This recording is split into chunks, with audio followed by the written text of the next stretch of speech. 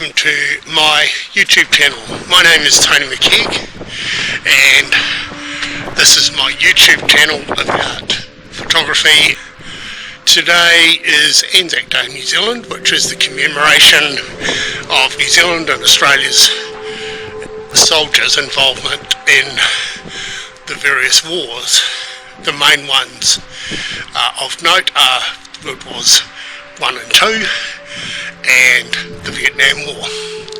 So we not only commemorate those who died, who gave their lives in those wars, but also those who served and those who actually gave up a piece of their lives in that war. It's also day 31 of our COVID-19 lockdown. And I'm standing outside a store which hasn't been open now for 31 days, and obviously there are employees who haven't worked for 31 days. In New Zealand, the lockdown has been incredibly successful. We have well and truly not only flattened the curve, but it looks like we have eliminated the disease from New Zealand, apart from those cases that can be seen as those that have come in from outside.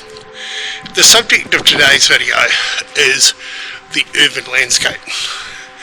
Now, part of the lockdown is that we are only allowed to go walking distance from home, and so because I live in one of the smaller provincial cities in New Zealand, my efforts have been photography efforts for the last 4 weeks, coming up to 5 weeks, have been about the city that I live in, Palmerston North.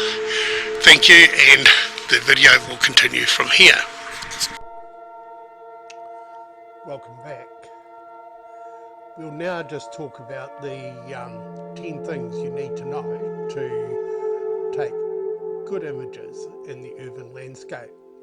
The first tip in the 10 tips is explore and research the urban landscape. The most interesting thing from a personal point of view was in this project was actually going around and finding the various images that were there and the art that was already in the city. The second thing you need to do is look for new perspectives. And again, a lot of those perspectives were actually just different compositions, different camera placements, and capturing images that were already there, and in a lot of cases well known. The third tip in the series is to embrace repetition for striking shots. We have lots of repetition, and it's been put in by our architects and those sort of things, which create lots of colour and lots of repetition.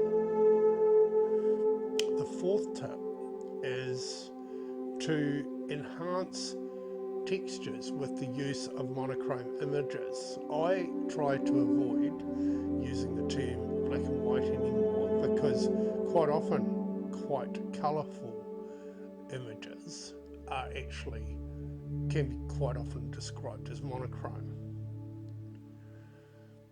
The fifth tip is guide the eye with leading lines. Master the use of the thirds to make it easy for the observer to digest what you have put into your photograph and get the best out of the image.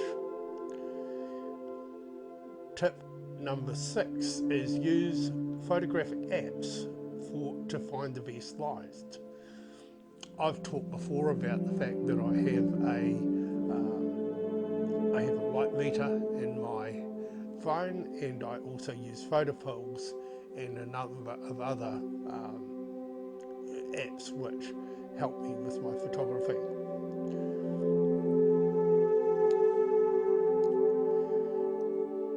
Tip number 7 is search out the old, the ancient, the unoccupied and the abandoned. for interesting images. Everybody knows everybody who's followed this channel knows how excited I am when I find an old building in the rural landscape, and the same thing applies in the urban landscape. Tip number 8 is focus on the small details to build the image. Apply the same principles as we talked about under tip 2 about perspective, and also in number 5 using the leading lines with the details. Tip number 9 is paint with colour for impact. Use the bright colours in the urban landscape to create that wow factor for your photographs. Tip number 10 is find and use perspective, and in this particular video I used the term get high, get above the landscape so that you can see it better. Thank you for watching this video. I hope you've enjoyed the 10 tips. Please remember to subscribe to the channel,